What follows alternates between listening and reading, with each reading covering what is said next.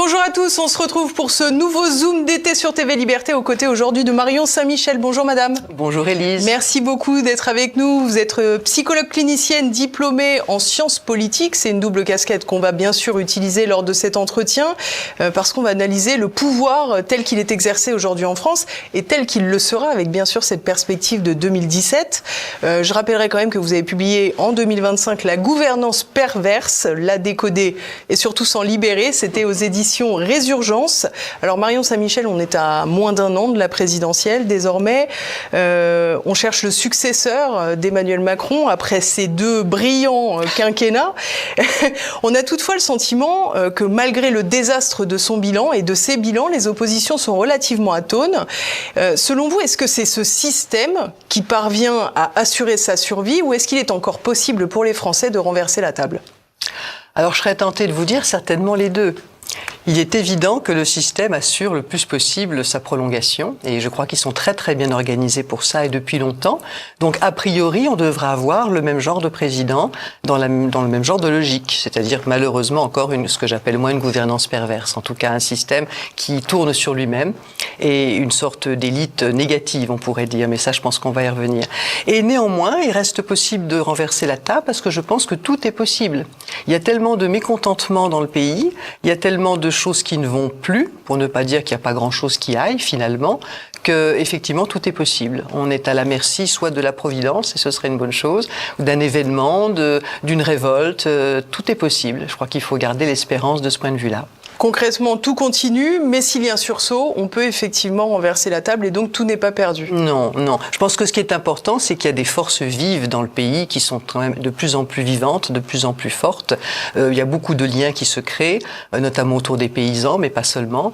Je crois qu'il y a beaucoup de Français qui, sans comprendre l'intégralité de ce qui se passe, comprennent, je pense, au moins l'intention et ont compris que l'intention n'est pas bonne et que plus on leur dit de choses quelque part et moins on les fait. Et ça, je pense que tout le monde est capable de s'en rendre compte de plus en plus. Donc, il peut se passer quelque chose. Alors, contre toute attente, on a vu qu'après ces deux quinquennats d'Emmanuel Macron, eh bien, des héritiers se bousculent au portillon. Beaucoup voudraient s'inscrire dans les pas d'Emmanuel Macron. Oui. On a, au sein de ce que j'appellerais cet extrême centre, divers candidats qui se profilent d'ores et déjà. On peut penser à Édouard Philippe, bien sûr, à Gabriel Attal, mais je ne vais pas tous les nommer, puisqu'on pourrait aller sans doute jusqu'à Raphaël Glucksmann. Comment expliquez-vous qu'on ait cette profusion de clones ?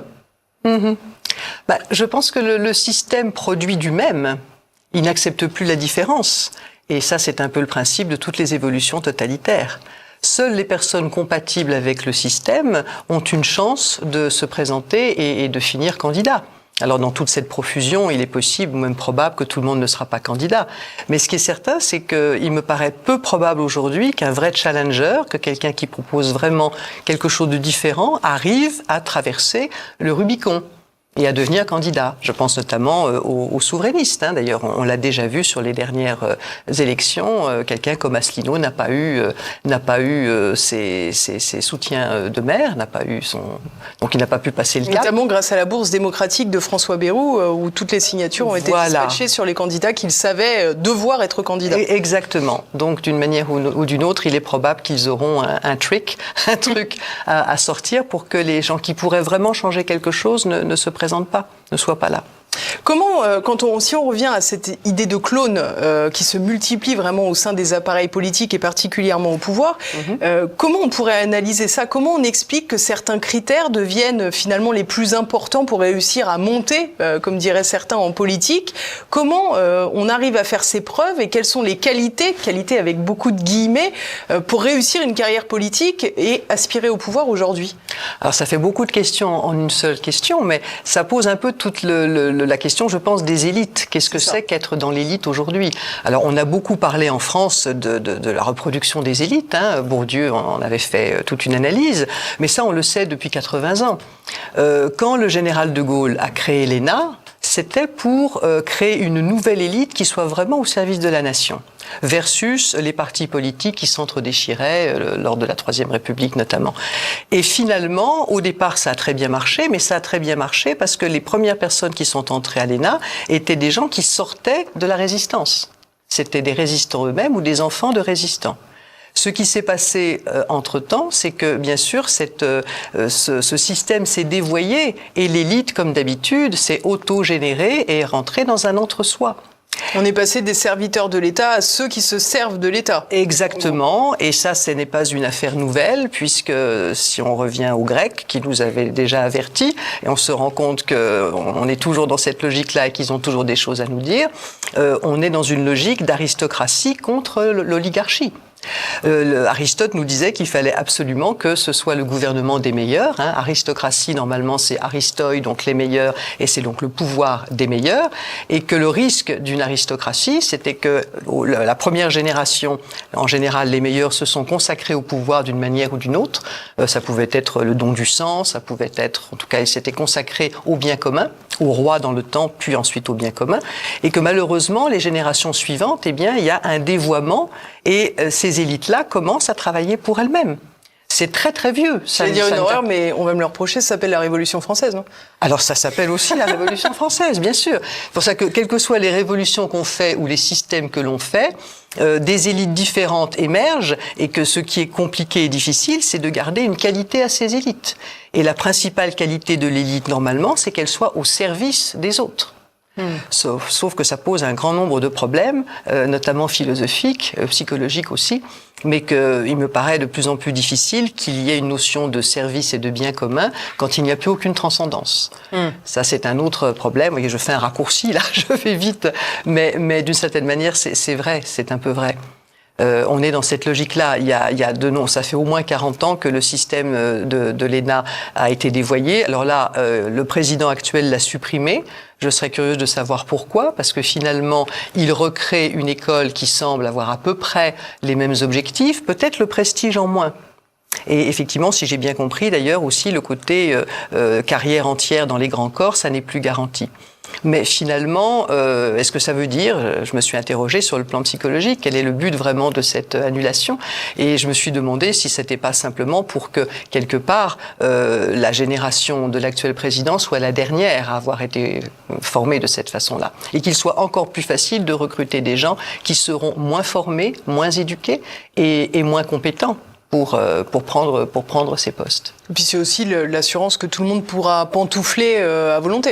Alors ça, c'était le principe de l'élite. On parle bien sûr que des élites politiques, pour l'instant. Oui, et les élites avec des guillemets aussi. Les élites avec des guillemets, c'est quand même important parce que finalement, c'est l'élite au sens où ce sont les gens qui ont le pouvoir, qui sont aux manettes. Donc, je sais que beaucoup de gens, à juste titre, critiquent le mot d'élite. Mais l'élite, ça veut dire ceux qui sont choisis. Normalement, c'est bien ceux qui sont élus, puisque c'est la même racine, c'est la même origine que l'élu. Donc, c'est quand même ceux qui sont mis au pouvoir et qui dirigent, qu'on le veuille ou non.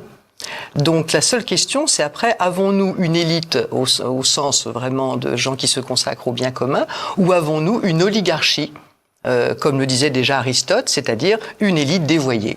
Et je pense que ça fait déjà un bon moment que nous avons une oligarchie. On voit ce que dans d'autres pays, d'autres dirigeants ont fait de l'oligarchie. Ils s'en sont débarrassés. Et je pense qu'ils avaient bien raison. Parce que l'oligarchie, ça veut dire le pouvoir d'un tout petit nombre et qui ne travaille que dans son propre intérêt. Bien sûr. Et c'est là que nous en sommes. Alors évidemment, pour que tout ça fonctionne, il faut quand même garder un peu un théâtre. Le théâtre, ce sont les élections, ce sont les gens qui se présentent, c'est tout ce qui nous anime autour de ça et qui va nous animer là pendant de nombreux mois, mais dont je me demande finalement si ça n'est pas juste un théâtre d'ombre et que ça ne changera pas grand-chose parce que les pouvoirs en place sont là et ils sont bien loin de ce théâtre d'ombre. Avec leur porte-voix, évidemment, les médias du système. Avec les médias du système comme porte-voix, relais, bien sûr. Donc tout est quand même extrêmement verrouillé. Alors on a compris cette idée de bien commun, bien sûr, pour la qualité qu'on aimerait reconnaître, on va dire, dans les élites dirigeantes vertueuses, allais-je dire. En revanche, dans cette gouvernance perverse, on n'est pas arrivé à distinguer quelles étaient leurs qualités, là encore avec des guillemets, pour réussir cette promotion, puisque on voit qu'ils ont globalement à peu près tous les mêmes atouts. Si on prend un Gabriel Attal, si on prend un Édouard Philippe, encore une fois, et en plus on pourrait vraiment élargir. Ils n'ont pas d'atouts, ils sortent tous du même moule. Ils sortent tous du même moule. Et là encore, s'ils arrivent à ce niveau-là et à pouvoir se présenter, c'est que d'une certaine manière, ils sont adoubés. Voilà, le système ne prend pas de risque. Ça va un peu loin ce que je dis, parce que ça veut dire aussi que les gens qui se présentent comme soi-disant l'opposition ne sont pas nécessairement si opposants que ça. Et d'ailleurs, comme je l'ai déjà dit ailleurs, on a quand même pu constater, notamment depuis la dissolution, que les oppositions ont été pour le moins extrêmement calmes. Elles ne sont pas du tout agressives et elles n'ont pas utilisé tous les moyens que la Constitution mettait à leur disposition. Quand elles n'ont pas carrément fait alliance pour le second tour. Quand elles n'ont pas carrément fait alliance et permis probablement la réélection du président actuel. Donc voilà, le système est quand même très, très, très verrouillé. Et pendant ce temps-là, eh bien, les Français, nous tous, nous allons nous agiter autour de ces élections. Moi, j'appelle ça la technique du chiffon rouge. C'est-à-dire que pendant qu'on nous agite un chiffon, eh bien, l'essentiel se construit ailleurs. L'essentiel se construit toujours dans l'Union européenne, avec tout ce qu'ils sont en train de nous préparer, qui tombe d'ailleurs en ce moment chaque semaine, y compris le projet que vient de présenter le Sénat sur la soi-disant désinformation. Toutes ces choses-là continuent d'avancer dans la chaleur de l'été. Et on nous agite des chiffons en disant oui, mais il y a 2027, il y a les élections, peut-être les choses vont changer, etc. Je ne crois pas. Les enjeux ne sont pas là. Les enjeux sont dans la prise de conscience par le peuple français qu'il est dépossédé depuis très longtemps et que s'il ne réagit pas d'une manière ou d'une autre, il sera totalement dépossédé et bientôt pieds et poings liés, notamment par le verrouillage pour le coup numérique. Car une fois que ça se sera fait, ce sera quand même très très compliqué de récupérer ou de réacquérir un peu de liberté. Alors vous évoquez là la mission qui avait eu lieu au mois de juillet au Sénat où on avait évoqué ces ingérences intérieures, ce qui était quand même pas commun comme terme. Non, tout à fait. Mais pour autant, on voit en fait qu'il y a une forme de manipulation permanente avec des sujets qui sont agités, la menace russe, bien entendu, le Covid, tout le monde allait mourir, bon, et j'en passais des meilleurs. Bon, évidemment, avec cette manipulation par la peur, bien entendu. Est-ce que vous pensez que les élites, quand elles communiquent sur ces sujets, est-ce qu'elles y croient? Est-ce qu'elles sont sincères? Ou, en réalité, est-ce qu'elles ont conscience de manipuler les foules? Alors, je crois, comme je le dis assez régulièrement, qu'il y a toute une pyramide, en fait. Il y a au sommet, voire derrière le sommet, des gens qui savent très bien ce qu'ils font. Au sommet et dans les gradations juste en dessous, la plupart des gens savent à peu près ce qu'ils font ou ont compris à peu près avec quoi on joue et quels sont les messages à passer. Mais plus vous descendez en bas de la pyramide et moins les gens sont au courant. C'est-à-dire que chacun, c'est ce qu'on a déjà vu avec le nazisme, c'est ce que Hannah Arendt a très bien traité dans La banalité du mal. Il s'agit de diviser pour mieux régner, que chacun soit sur une spécialité. Il s'agit aussi que les gens soient de plus en plus dans des moules et qu'ils soient de moins valorisés d'ouvrir sa bouche, pour le dire poliment. Et on est dans un système depuis l'école où il est de moins en moins valorisé d'ouvrir sa bouche. On formate les gens de plus en plus et ça ne va pas s'arranger si les choses continuent comme ça. On formate les gens pour être obéissants. Donc, le bon moyen d'être obéissant, avec plus ou moins de bonne foi, c'est de ne voir que ce qu'on vous suggère de regarder. Et vous ne regardez pas le reste. Alors, certaines personnes doivent bien voir à peu près où on nous emmène, mais elles savent très bien qu'il faut regarder là où on leur dit de regarder pour se protéger, pour continuer à gagner leur salaire, pour ne pas avoir d'ennuis, etc.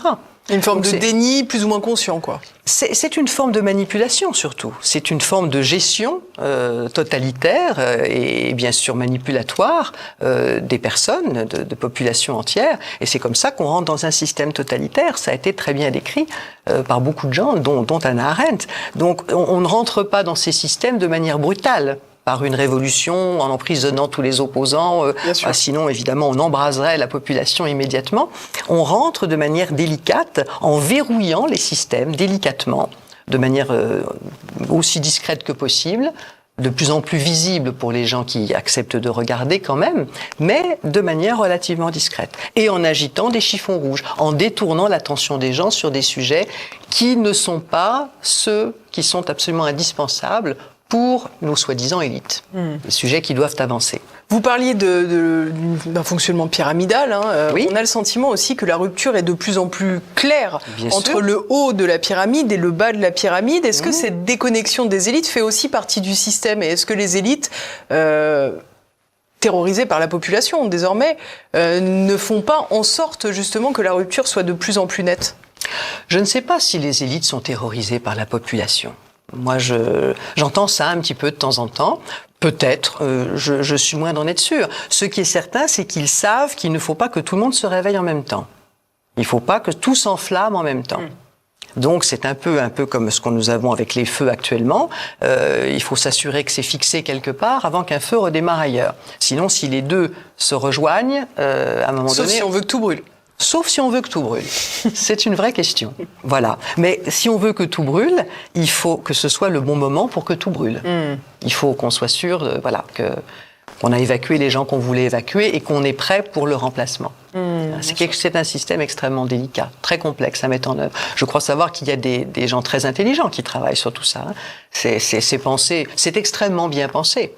Extrêmement bien pensé. Comment expliquez-vous justement je reviens à cette fracture dans la population entre ces élites dirigeantes et la population. Comment expliquez-vous qu'on en soit arrivé à un tel niveau justement de séparatisme d'ailleurs, parce qu'on parle souvent de séparatisme, de communautarisme, mais finalement l'élite dirigeante, c'est sans doute la part de la population la plus communautarisée qui puisse être dans ce pays. Oui, tout à fait. Oui. Alors la question, c'est comment on en est arrivé là. Comment on en est arrivé là? Est-ce que c'était leur volonté aux élites? Je pense que c'était la volonté d'un certain nombre de puissances qui sont derrière les élites, dont on parle régulièrement, des banquiers, des puissances d'argent.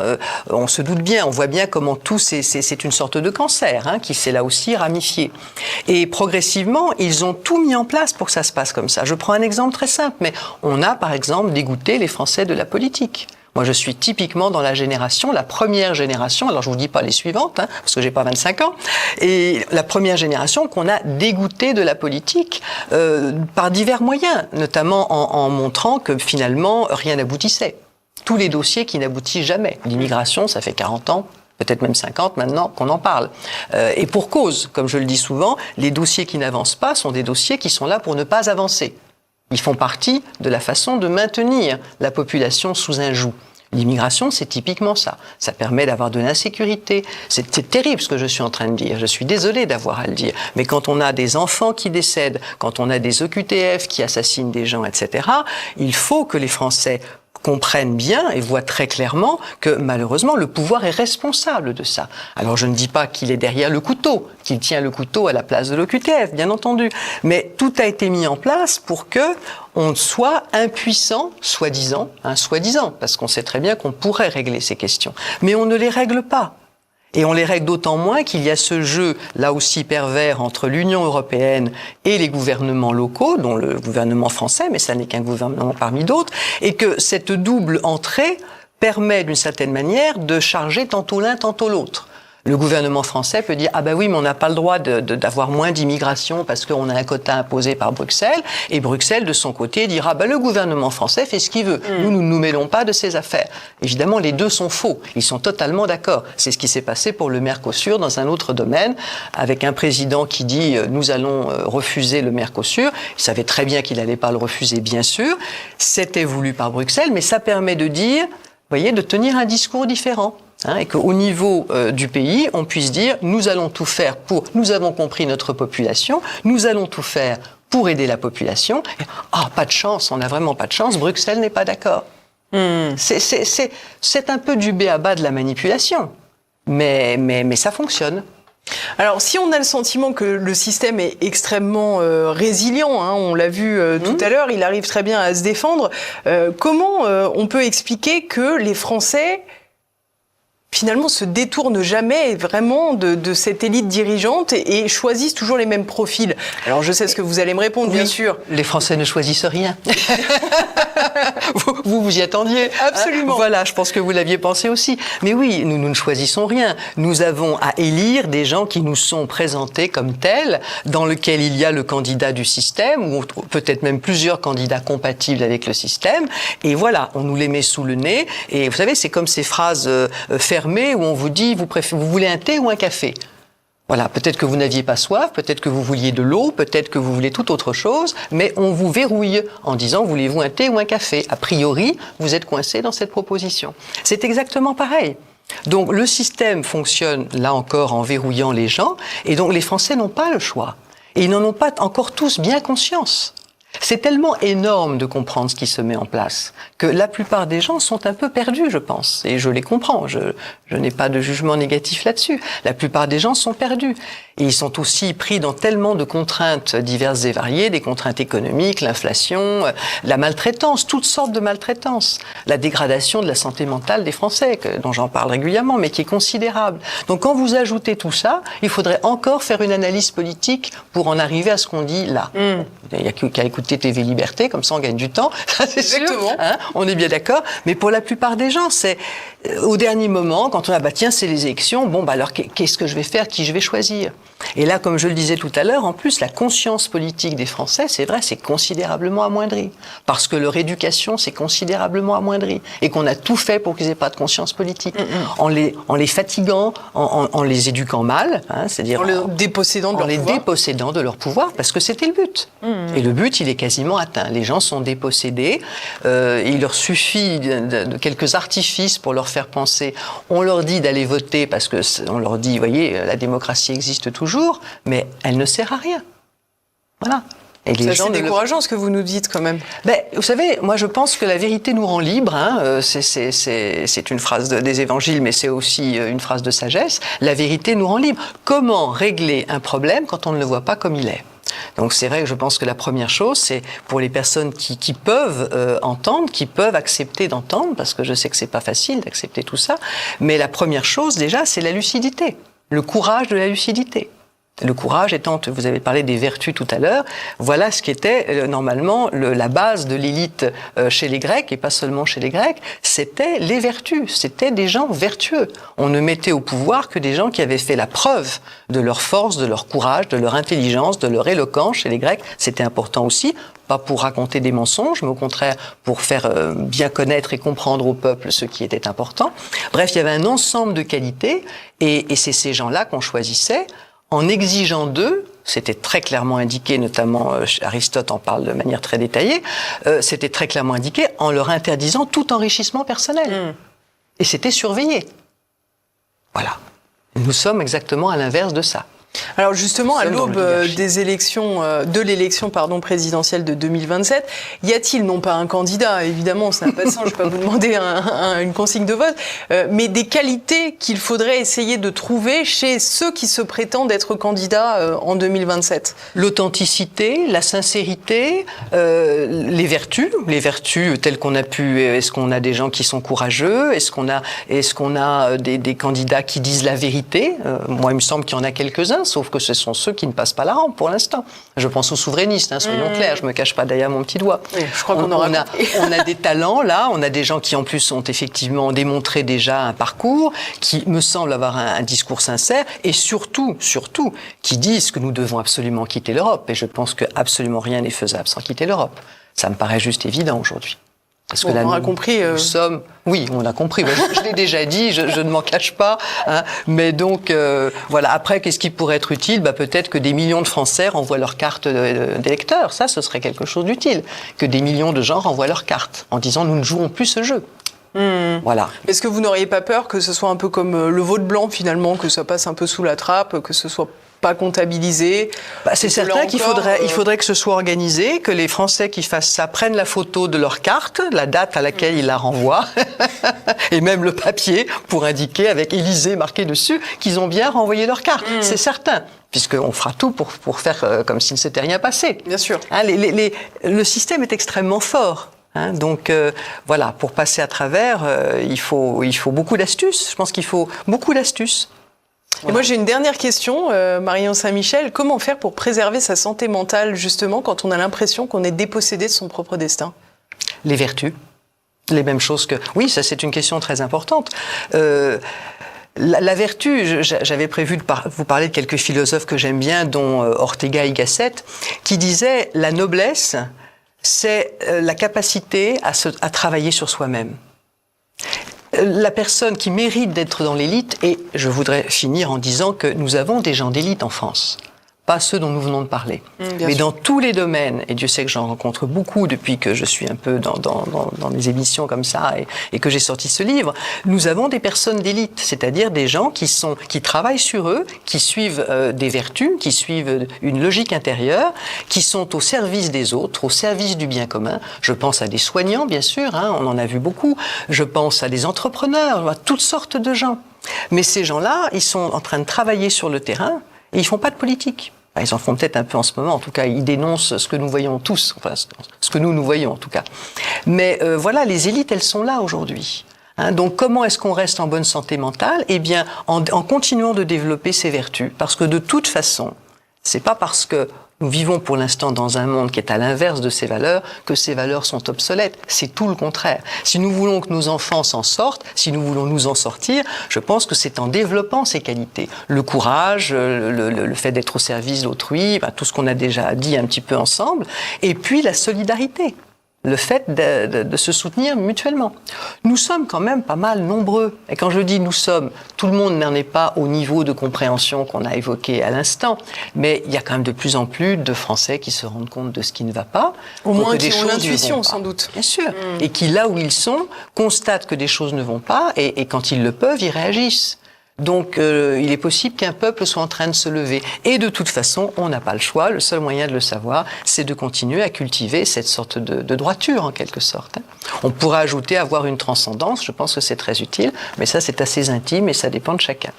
Je vous remercie beaucoup Marion Saint-Michel. Je rappelle à nos téléspectateurs qu'ils peuvent toujours trouver sur la boutique de TVL sur tvl.fr votre dernier ouvrage, La gouvernance perverse, la décoder et s'en libérer. Surtout, c'était aux éditions Résurgence. J'espère que cette émission vous a plu. Bien sûr, n'oubliez pas de la relayer au maximum. Et puis, je vous retrouve dans les commentaires. À bientôt.